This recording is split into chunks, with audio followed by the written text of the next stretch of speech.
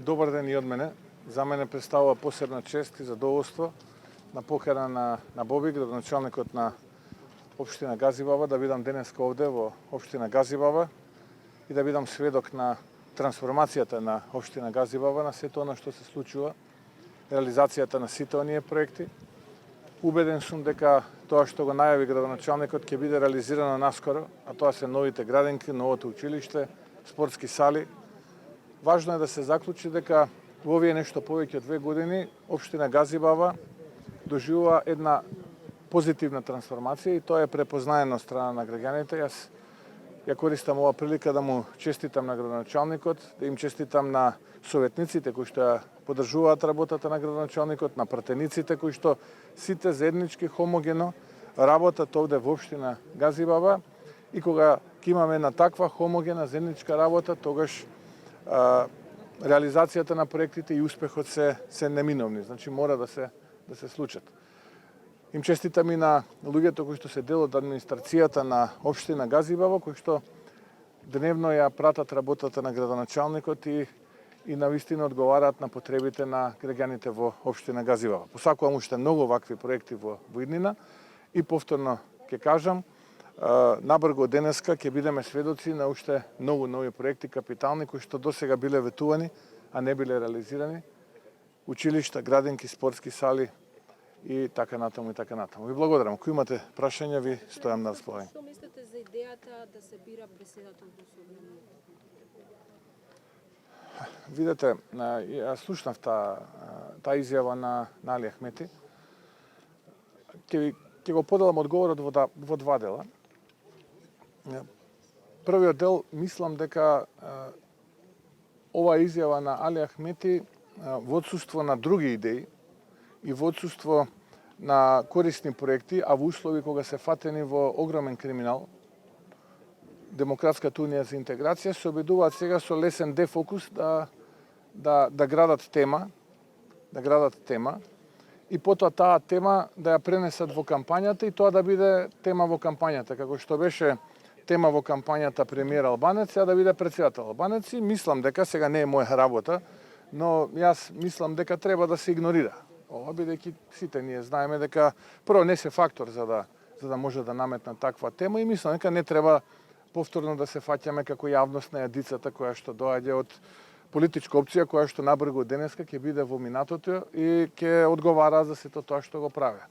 Второ, дури и самата дрскост да се каже такво нешто и да се тоа поврзе со уцена за излезеноста во изборите, представува недржавен чин за партија која што пледира да се представи како државотворна и која што 22 години е дел од владата и го јаде лебот поради овие граѓани и оваа држава. Кај потсетам, во минатото ВМРО-ДПМН во 2004 година имаше раскол во рамките на партијата, затоа што тогашниот поранешен претседател на партијата, господинот Георгиевски, повикуваше на бојкотирање на претседателските избори, а тогашното раководство, предводено Никола Груевски, повикуваше на излезеност и на тој начин се постигна цензус и Бранко Црвенковски стана претседател, а потоа ВМРО-ДПМН беше во раскол, долго време се трансформираше самата партија и потоа излезе како победник на следните парламентарни избори. Можевме и ние како раководство 2019-та да излеземе помеѓу двата круга и да оценуваме. Ако сакаме да има цензус, ова да не се исполни, тоа да не се исполни. Но ние тоа не го направивме. Затоа што на политичката сцена во Македонија постои ВМРО-ДПМН и сите останати. А тоа го потврдува Али Ахмети и Демократската унија за интеграција. Затоа ве замолувам многу внимателно да пристапуваме како медиуми на ваквиот тип на изјави и обид за дефокус од политичари кои што не се фактора, се обидуваат да се представат како фактор, а за многу брзо време од денеска ќе бидат пратени во политичка пензија и голем дел од нив ќе бидат дел од процеси каде што ќе треба да ја докажуваат својата невиност, за кои што постои основани сомневања дека сториле огромен криминал изминатите години. Бидејќи се надоврзува на истото прашање, ако ми дозволите, ова барање не доаѓа само од Али Ахмети, Таравари има исто барање за избор на претседател во собранието, истовремено се бара и подпредседател од страна на ДУИ. Дали вие воопшто би седнале да разговарате со овие партии за евентуално формирање на идната влада, доколку се постави таков услов? Видете, јас го слушнав Арбен Таравари, тој кажа дека не е тоа услов за формирање на влада, како што успеав да разбераме помека изјава. повторно ќе кажам, ако ние сега ова го креваме во јавност, ќе нема простор за пораките кои што се однесуваат за подобар живот, економија, реформи, кои што ВМРО ДПМН сака да ги рефлектира во оваа кампања и во оваа предкампања, бидејќи внимавајте, ние сме на 37 дена од официјалниот почеток на кампањата за претседателските избори и на 51 ден од почеток на кампањата за парламентарните избори. Мислам дека граѓаните повеќе ќе ги интересираат проекти како овој и такви какви што промовираме, отколку сега ние фрустрациите на поединци да ги задоволуваме со тоа што ќе им посветуваме внимание во јавност. ВМРО ДПМН после изборите подготвено да разговара на сите теми. Нема тема за која што не е подготвена ВМРО ДПМН да разговара. ВМРО ДПМН има своји услови, ВМРО ДПМН има своји политички позиции за многу од овие теми.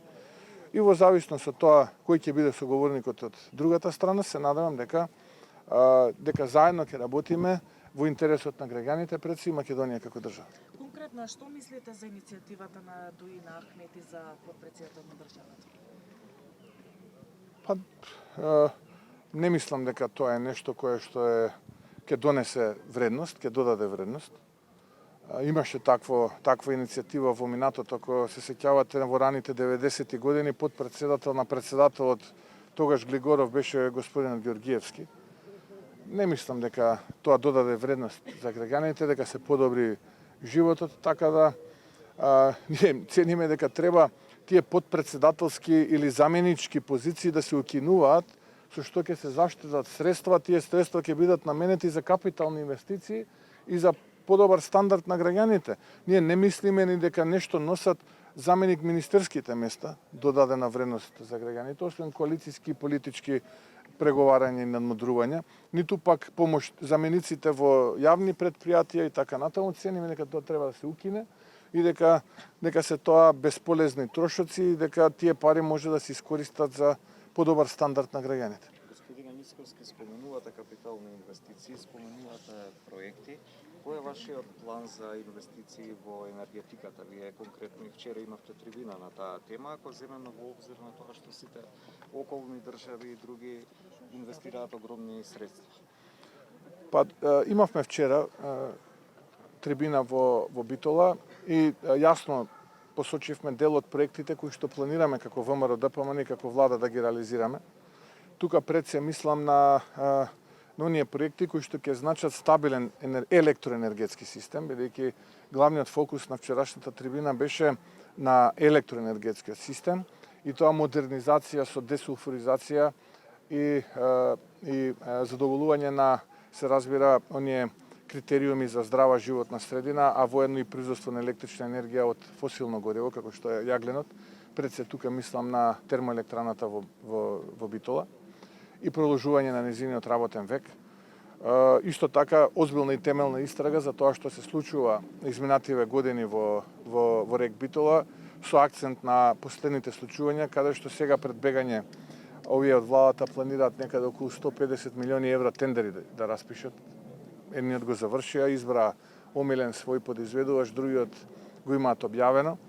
Внимавајте, 150 милиони евра се однесуваат на период од 18 месеци. Тие треба како раководство да се погрижат за следниве 50 на 60 на дена да обезбедат услови за надлежна работа на комбинатот, а не за следните 2 години, бидејќи ако го следиме примерот на функционерите на СДСМ кои си зема апанажи за година дена, тие не планираат да бидат влада, бидејќи јасно кажа што планираат. Сега можеби на овие директорчиња на доле никој не им го кажал тоа, па тие се уште ги полнат торбите на неколкумина од овие политичарчиња кои што ќе избегаат после 8 мај.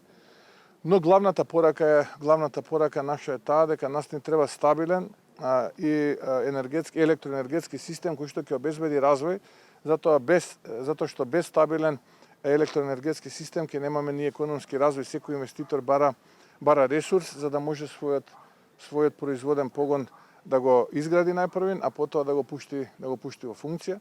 Така што имаме многу проекти кои што и кажавме во текот на вчерашниот ден, модернизација на рек Битола, нов пристап што се однесува за проектот Чебрен, да стимулирање на обновливата енергија и големиот зелен договор врз основа на пазарни услови, не врз основа на загарантиран откуп за поедини стратешки, условно кажано, инвеститори, изградба на две когенеративни гасни постројки, една во Битола, една во Скопје, со што би се задоволил и топлинскиот конзум и така натаму и така натаму. Мислам дека беше интересно вчера да се биде дел од таа трибина и како што можев да забележам и медиумите тоа го проследија. И ценам дека упативме многу важни пораки. Господине Мицкоски, на председателските избори има веќе се собираат потписи за председателски кандидати. Вие најавивте дека тоа ќе го правите за вашиот кандидат. Како го гледате темпото за собирање на потписи напротив кандидатите на Силјановска овие 4-5 дена? И кога вие ќе почнете? Дали ќе ја чекате конвенцијата и веднаш вечерта ќе можеме да очекуваме дека во ДИК ќе почне собирањето на потписи или пак ќе го чекате крајниот рок 8 март? Па вечерта не би можело, бидејќи до 20 часот работат канцелариите, ценам дека нема да биде завршен или веќе ќе биде при крај конвенцијата. Така што следниот ден, 3 март, ги повикувам сите граѓани во Македонија, во подрачните единици на Државната изборна комисија, да дадат поддршка за идниот председател, а тоа е професорката Гордана Силјановска-Давкова. Значи 3 март е денот кога очекувам за неколку часа да бидат собрани тие потписи, што се однесува до динамиката како потенцијалните против кандидати на идниот председател професорката Гордана Силјановска-Давкова ги собираат потписите. Има таму политички опции кои што со недели креираа кампања, дека за еден ден, за неколку сати тоа ќе го соберат, но гледате дека помина неколку дена, а тие се едва и дали се до половина или близу до половина од потребниот број на потписи. Тоа е јасна порака од народот. Наистина сум згрозен од тоа што го добивам од терен како информација, дека дури и финансиски средства се даваат, дури и пари се плаќаат за потписи. Некои ги имаме документирано и се предадени до Министерството за внатрешни работи за понатамошно постапување. Така што, отприлика тоа би бил мојот став околу кандидатурата на идниот председател. Јас ќе ве вратам исто околу реториката на Дуи. Последниот период се повеќе слушаме, се повеќе Верувате, најмалку ме интересира таа реторика, ама мораме да одговараме и на тоа. Се повеќе слушаме критики од Дуи, не само кон ВМРО ДПМН, туку и кон вашиот председателски кандидат Гордана Силјановска-Давкова, дека сте проруски настроени. Ваш коментар? Па сме дале тој коментар, се не знам дали да го губим и вашето време и времето на прилогот во вашата телевизија. Мислам дека имате попаметни работи да дадете во прилог отколку ваков тип расфрлање пердуви. Мислам дека станува збор за глупости. Им одговори идниот председател Гордана Силјановска-Давкова вчера на Мала Речица, имајќи предвид дека овие 100 до 150 милиони евра кои што се распишени оделем како тендери завршуваат кај компанија која што е поседувана од белоруски конзул, тогаш за овој условно кажано проевропски блок, кога станува збор за пари, еврото многу лесно го заменуваат со руската и белоруска рублја и тогаш не им пречи. Но кога станува збор за мафтање со знаменцето на Европа и злоупотреба, тогаш навистина можат се и се што да кажат, но може би ова добро прашање би било да речеме за амбасадорот на Европската комисија, па да видиме тој што ќе каже, кој е проруски, кој не е проруски. Владата на СДСМ вели дека ја покачиле просечната плата. Што велите вие за Владата на СДСМ, не знам дали таа е влада на СДСМ или на ДУИ, но ајде ќе сватам дека е заедничка влада на ДУИ и СДСМ. Тие условно велат така, но исто така е добро да ги подсетиме дека четврт бурек со јогурт пред неколку години беше 50 денари, а сега е 120 денари. Македонија е убедливо меѓу врвните држави кога станува збор за криминалот и корупцијата. Според просечната плата и пензија сме на дното. Според степенот на мизерија сме исто така на врвот. и така натаму. Нема ниту еден индикатор кој што оди во прилог на ова тврдење на СДСМ и ДУИ, и поради тоа за многу кратко време од денеска народот ќе даде одговор на сите овие лажни пораки и на СДСМ и на ДУИ.